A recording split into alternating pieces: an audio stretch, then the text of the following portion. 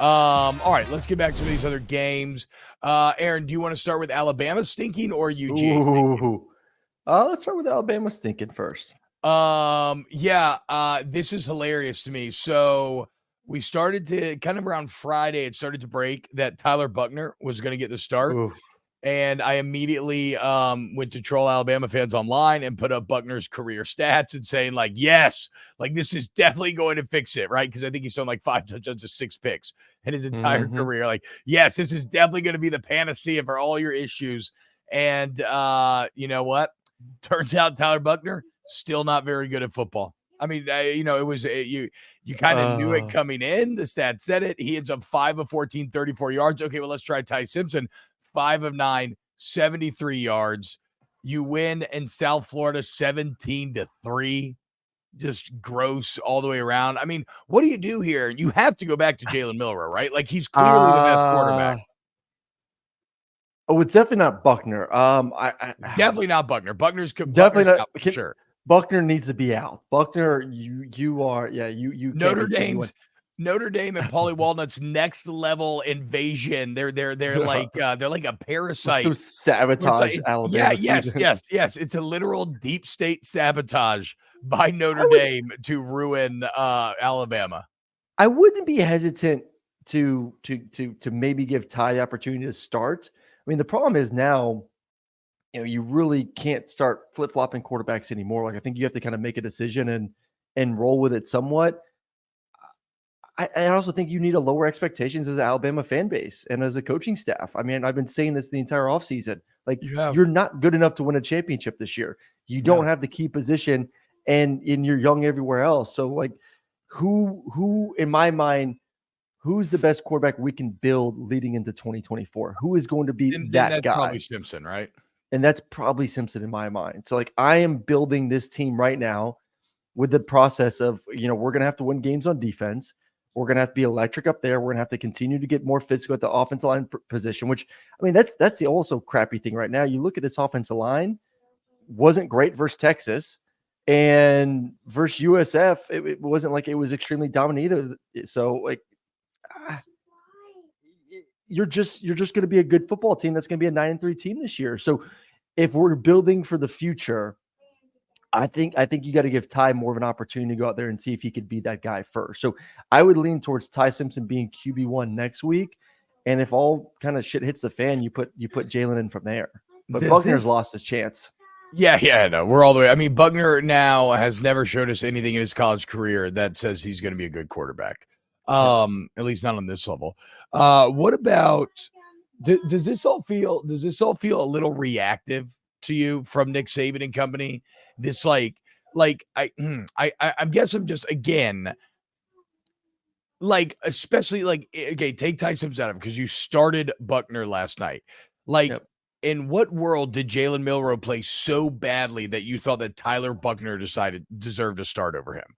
Like, that's what really surprises me here. Like, it just it feels a little. I think it was a reach of desperation that I've never seen out of Alabama before. No, it's squarely on the idea of which it's hard to say that because he was somewhat of a turnover machine back at Notre Dame too. It's can we put someone in there who's not going to lose us the game? I think that's I know, but that's what Buchner. But like I know that's what he's done in the past. That's his history as well. Yeah, but. And I think this goes back to kind of what I heard from Ty Simpson from some people is we can't put one quarterback in there because he's shown that he can't take care of the football. Our young quarterback at Ty Simpson maybe doesn't have complete confidence in the playbook right now. Can we put someone in there that at least knows the playbook, has some familiarity with the offensive coordinator, and can just run the base game plan and not screw it up? I think right now they're just trying not to screw it up, which is for an Alabama offense that has been so explosive for the past decade and has been on, like, essentially since Lane Kiffin got there, been on the forefront of offenses and creativity, is kind of in a position right now where they're saying to themselves, how do we just not screw it up? How can we just like not fuck up this football game? And that's the way they're going to play the rest of the season. That's insane too. Because I don't even think that Buchner is can really do that base level job of just run the offense either. Like Yeah. it is shocking, like you said, after a decade of being dominant, it is shocking at how poorly mismanaged this quarterback room really is at Alabama right now. So Mm. I'm enjoying trolling all of my friends, certainly, but this I know you Well, win also, this I game, mean, but obviously shame, 17-3. shame on Tommy Reese though too. Like you knew that he wasn't this good, and you still brought him over. Yeah, I mean, yeah, I I mean, don't come know. on, Tommy. You Bro, could not have told me Tommy, that you could have thought that this kid was good to walk into Nick Saban's office and say, Nick, I got our guy. Trust me. Let's go get this kid from Notre Dame. I know the stats aren't great, but he's good. Let's bring him in.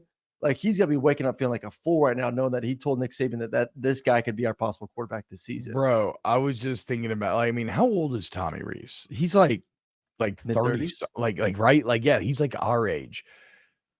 Um, it's gotta be real bad feeling pulling up to the office, getting ready for that Monday meeting, knowing you have to go walk in there and see Nick Saban after he bet on you. And like you said, after a decade of dominance and offensive brilliance from Lane Kiffin, Steve Sarkisian, Bill O'Brien, here you are. You're supposed to be the young hotshot, and it's just all fucking up, dude. Dude, Like you think he sits in this the coaching car and he staff is just, a shell. This coaching staff is a shell of what it's been in years past. I mean, yeah. it's not even the top 4 for coaching staffs in the SEC.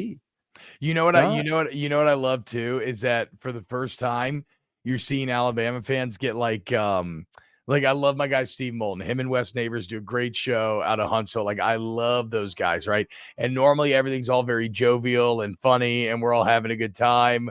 But I tweet out some Alabama stuff, and I got a little like, "Why don't you worry about your lawn?" Or "Oh, they never learn, do Ooh. they?" And it's like, I've seen enough to know. It's like, oh, okay, dude. So now I can tell that you're really actually getting insecure. You know what I'm saying? Like the second that the people who have always been nice, who have always been above it, who has always been like, that's cute. Yeah, no. Now they're getting a little snappy, a little frustrated. So yeah, look, it is what it is, Alabama. I don't think you're any good this year. You're still, I mean, it's still between you and LSU in the West. You're still better than everybody in the West. No, they're not.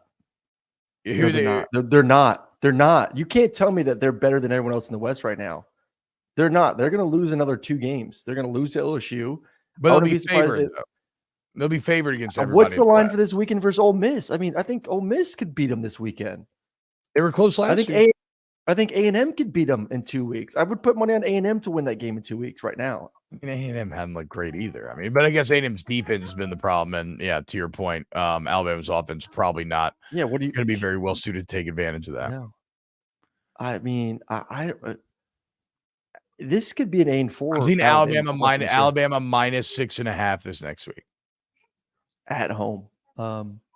I don't think they scare anyone, and they don't scare anyone on offense. That's for damn sure. I don't think there's no magic wand to solve right now what you can do in offense. You're the bottom half of the SEC when it comes to offensive production, and that it's not going to magically get better. God, it's so crazy, man. It's such it's like you said. I mean, I just kind of from the hip, I'm like, yeah, they're still, the best team in the West, but like, yeah, I guess you're right. No, I don't they're know. not. It just feels it's just so shocking to try to adjust your mindset.